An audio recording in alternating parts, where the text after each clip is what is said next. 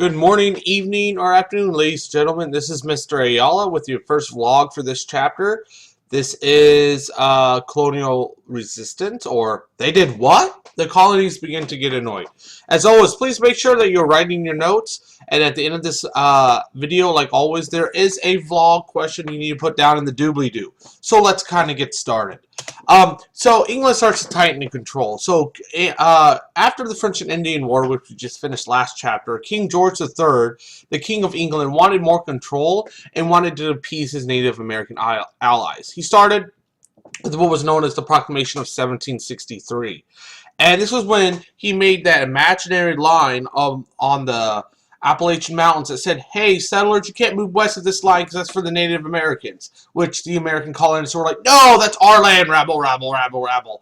So there is an increased tension and conflict with the colonists with the king. And from there, Parliament needed to start making some money because they spent all this money against this war with France, and they wanted the colonies to try to pitch in a little bit. But of course, the colonists did not like that. 1764, we get what's known as the Stamp Act. It raised taxes on sugars, molasses, anything that's sweet. And the colonists get this whole idea of no taxation without representation. So that was their rallying cry. They were like, hey, if you're going to tax us, allow us to have a representative in Parliament. If we don't have a representative in Parliament, you have no right to tax us. Then it gets worse. In 1765, the Quartering Act is established, which the colonists must house British soldiers. So what happens, this brings 10,000 troops to the colonies. And the Quartering Act was passed to enforce all these laws. So the Quartering Act, more or less, a British soldier can come knock on your house and say, hey, you need to store these 5 people in your house. You have to pay for their food. You have to make sure they're clothed and that they're warm. And this was a really large hardship.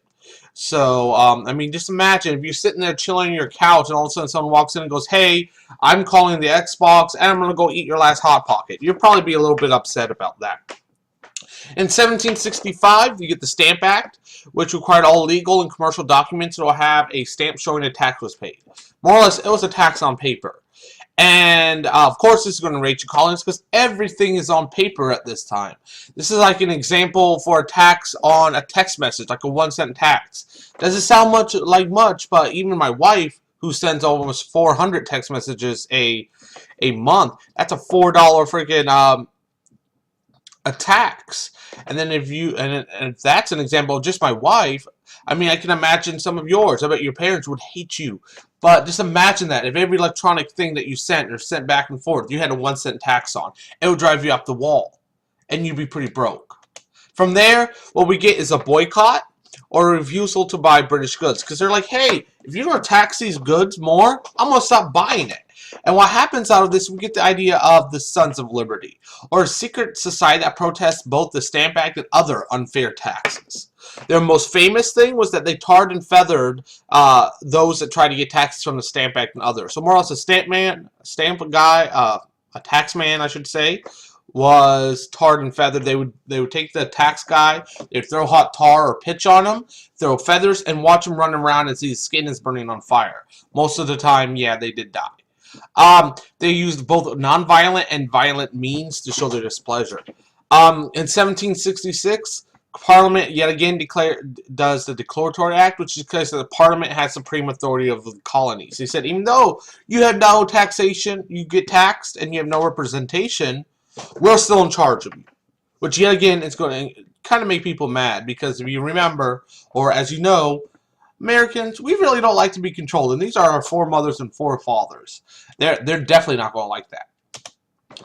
So the Stamp Act, Quartering Act, and Sugar Act, all England colonists, but England still needed that revenue or the income. So in 1767, the Townshend Acts are established to try to get some more control and increase those revenues. This was named after the new British finance minister. First thing it does is suspends New York's assembly, so no more of your own government. What? We've had those governments for over 150 years at that time, and now they're banning it? That's not going to be a good idea. They also placed an import tax on all goods coming to the colonies. So instead of just certain goods, and you paid for it at the store, you paid for it as they came in. So, of course, prices would rise. And they also used this idea called writs of assistance, or search warrants to find goods. And a search warrant usually needs to be signed by a judge for people to come into your house and look at your stuff. Not with the writs of assistance, it was just a piece of paper that said I can go at your house anytime I want to search for whatever. So they come in your house, and maybe they find a big bag of candy or something, and they're like, you know what, this is mine, I'm going to take this. And they can take it, and there's nothing you can do about it. So, of course, protests are going to begin immediately.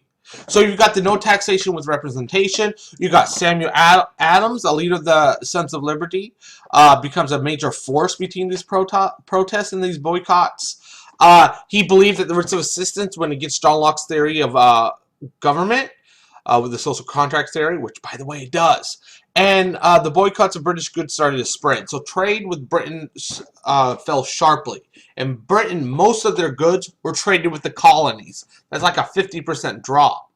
So the vampires, the newspapers, I have no idea where that came from. The newspapers called for no violence, but their tempers were extremely short. So the newspapers were like, hey, boycott, protest non-violently.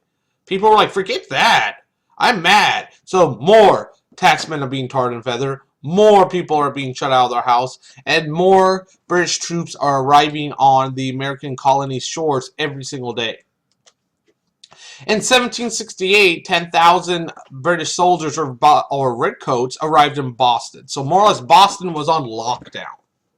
Anyway, in March 5th of 1770, the Boston Massacre breaks out. So what happens, there's a fight between dock workers, a whole bunch of young people and British soldiers in front of the Boston State House.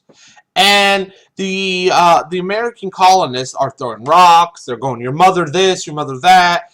And the British soldiers, though, have all the guns. So what's going to happen? The soldiers begin to fire, and 5 people were killed, including this gentleman right here, Crispus Attucks, who was considered the first American life lost during the Revolution, even though the Revolution officially has not started yet. So it's very, very interesting, especially if you look at our history, that the first man to die or be killed during the Revolution is an African American. And then you look at our history and how we've treated African Americans, it's insane that there's the first person to die during the war, but we still treat them like crap, especially until about the 1970s. So what we do is the Boston Massacre will be used for anti-British propaganda. You get the Boston Massacre trial. You get this gentleman right here, John Adams, President number 2, which you won't need to know for a little bit. But he defends the soldiers. Even though a lot of people give him a lot of flack for this, he believed that the law should be deaf to the clamors of the populace. That the law is the law. And it doesn't matter what you actually think about what happened or what occurred. The law needs to be followed. He wanted to show Britain that, yes, what they're doing is wrong and breaks the law, but the American colonists will not break the law and they'll do what's right to have that moral high ground. The day after the Boston Massacre, the Parliament repeals the Township Acts because after they were like, this is insane. So the boycott starts to work. What we get out of this also is the Committee of Correspondence, groups that exchange letters throughout the colonies to share information. So this was more or less like your Facebook, your Twitter, your Tumblr of the day. You kind of just went, hey, this is what's going on, and you shoot it out. And then people would keep sending letters around and around and around of what's going on. So people in South Carolina knew what's going on in New York, and the New Yorkers knew what was going on in Virginia, and so on and so forth. Then, in 1773, the Tea Act is passed, which is a tax on tea. And this gives the British East India Company a monopoly or complete control over the American tea trade. And this is when Americans, and especially the Daughters of Liberty, which is the female offshoot of the Sons of Liberty, start to boycott. And this is where we get the idea of what they call Liberty Tea, or for you all who know me, it's coffee. That's what Liberty is. Tea is. Coffee's so good. Anyway, 1773, Boston Tea Party. So in the Boston Harbor, the Sons of Liberty dressed as Native Americans and dumped 342 chests of tea into Boston Harbor. I mean, Boston Harbor literally was green and smelled like tea for a couple of months because so much was thrown overboard. And all this is going to do is make the tensions between the colonists and the British increase even worse. Boston is going to be on total lockdown after this. So, hopefully you wrote your notes, because here comes your question. Which of the following, the Stamp Act, the Sugar Act, the Cloture Act, Corrigan Township Acts, or the Tea Act, do you think was the act that would upset you the most? Tell me right down in the comments. And as always, don't forget to be awesome.